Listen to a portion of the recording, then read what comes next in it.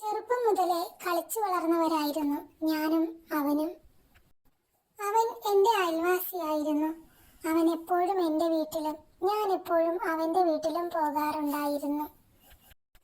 ഞങ്ങൾ ചെറുപ്പമായിരുന്നത് കൊണ്ട് ആരും ഞങ്ങളെ ഒന്നും പറഞ്ഞ് വിലക്കിയിരുന്നില്ല. ഞങ്ങൾ വളരും തോറും അടുത്തുകൊണ്ടേയിരുന്നു, വേർപിരിയാൻ പറ്റാത്ത വിധം.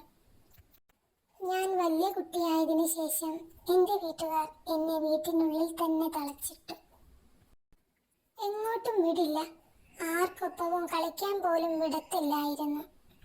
ഞങ്ങൾക്ക് പരസ്പരം ഒന്ന് കാണാനോ മിണ്ടാനോ പോലും പറ്റാത്ത അവസ്ഥയായി. ഞാനും അവനും ഇപ്പോൾ ഒരുപാട് വളർന്നു, കല്യാണപ്രായമായി. കോളേജിൽ പഠിക്കുമ്പോൾ ഒരുപാട് പേർ എന്നെ ഇഷ്ടമാണെന്ന് പറഞ്ഞ് പിന്നാലെ നടക്കുന്നുണ്ടായിരുന്നു. പക്ഷേ എൻ്റെ മനസ്സിൽ അവൻ മാത്രമായിരുന്നു. വീട്ടിലെത്തുമ്പോൾ ഞങ്ങൾ കാണാറുണ്ട്, ചിരിക്കും, അവസരം കിട്ടുമ്പോൾ സംസാരിക്കാറുമുണ്ട്. ഒരിക്കൽ എൻ്റെ വീട്ടിൽ ആരുമില്ലാത്ത സമയം നോക്കി അവൻ എന്നെ കാണാൻ വന്നു. ഞങ്ങൾ കുറേ നേരം സംസാരിച്ചു. സമയം പോയതറിഞ്ഞില്ല. പെട്ടെന്ന് കതകിൽ ആരോ മുട്ടുന്ന പോലെ തോന്നി. ഞാൻ കതക് തുറന്നു നോക്കിയപ്പോൾ അച്ഛൻ. എൻ്റെ അച്ഛനെ കണ്ട് ഞാൻ ഭയന്നുപോയി. അവനെ എങ്ങാനും അച്ഛൻ കണ്ടാൽ എൻ്റെ കഥ തീർന്നത് തന്നെ. അവൻ കട്ടിലിൻ്റെ അടിയിൽ കയറിയിരുന്നു. നീ അകത്ത് എന്തെടുക്കുമായിരുന്നു? എത്ര നേരമായി ഞാൻ വന്ന് വിളിക്കുന്നു, കതക് തുറക്കാൻ ഇത്രയും സമയം വേണം എന്ന് ദേഷ്യത്തോടെ അച്ഛൻ ചോദിച്ചു. ഞാൻ മറുപടി പറയുന്നതിന് മുമ്പ് തന്നെ അവൻ കട്ടിലിൻ്റെ അടിയിലിരുന്ന് ഒന്ന് തുമ്മി. അവിടെ ആകെ മൊത്തം പൊടിയായിരുന്നു. ഇത് കേട്ട അച്ഛൻ കട്ടിലിനടിയിൽ ചെന്ന് നോക്കി. അവനെ കണ്ടതും വലിച്ചു പുറത്തെടുത്തു. എന്നിട്ട് അച്ഛൻ അവനെ ഒരുപാട് തല്ലി. ഇനി എൻ്റെ മകളുടെ മുന്നിൽ പോലും വന്നു പോകരുതെന്ന് പറഞ്ഞു.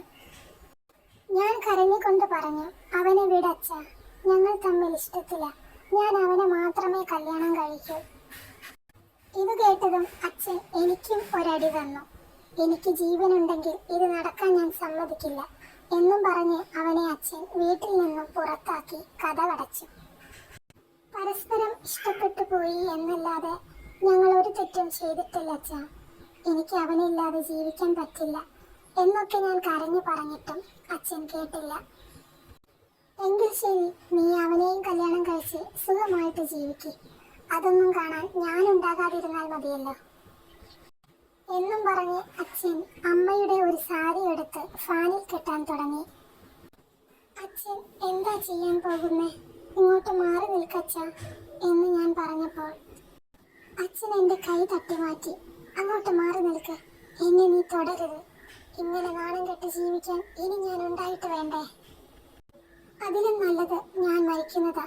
നിന്റെ മുന്നിൽ വെച്ച് തന്നെ എനിക്കത് ചെയ്യണം.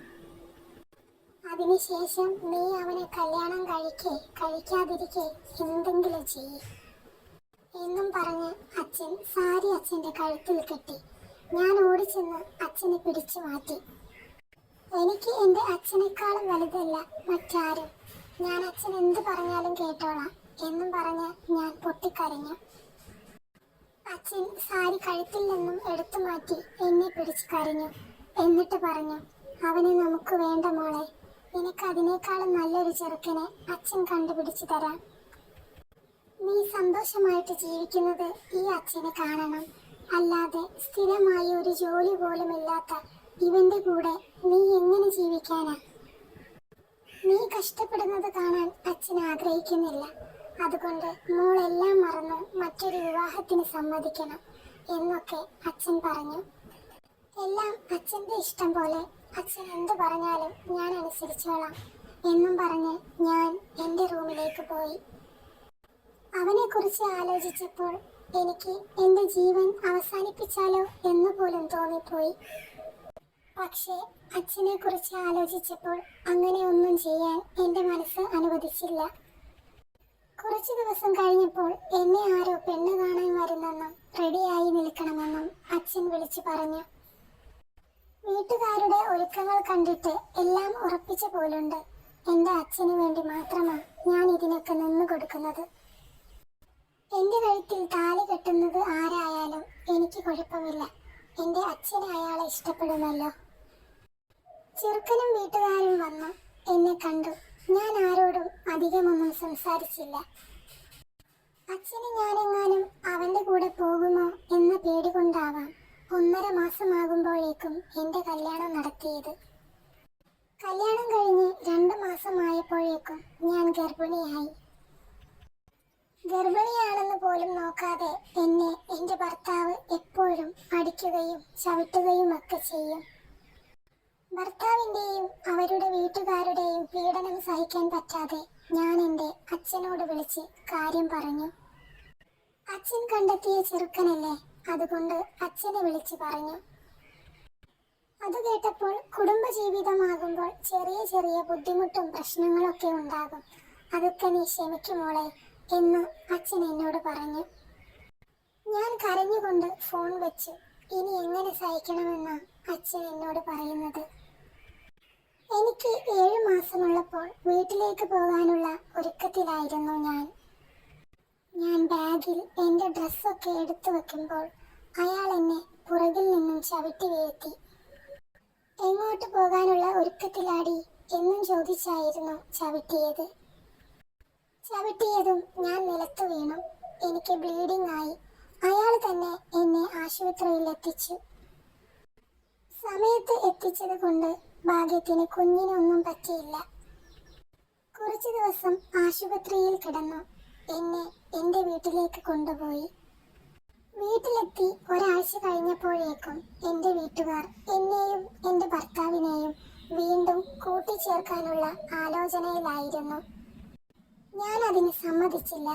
എൻ്റെ കുഞ്ഞിന് അങ്ങനെ ഒരു അച്ഛനെ വേണ്ടെന്ന് ഞാൻ തീരുമാനിച്ചു.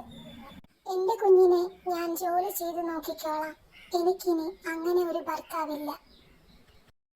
എൻ്റെ ഈ തീരുമാനത്തിനൊപ്പമെങ്കിലും അച്ഛൻ എൻ്റെ കൂടെ നിന്നേ പറ്റൂ. അച്ഛൻ പറഞ്ഞത് കൊണ്ടല്ലേ ഞാൻ അയാളെ കല്യാണം കഴിച്ചത്. അന്ന് അച്ഛൻ പറഞ്ഞത് ഞാൻ കേട്ടില്ലേ? ഇന്ന് ഞാൻ പറയുന്നത് കേട്ട് അച്ഛൻ എൻ്റെ കൂടെ നിൽക്കണം.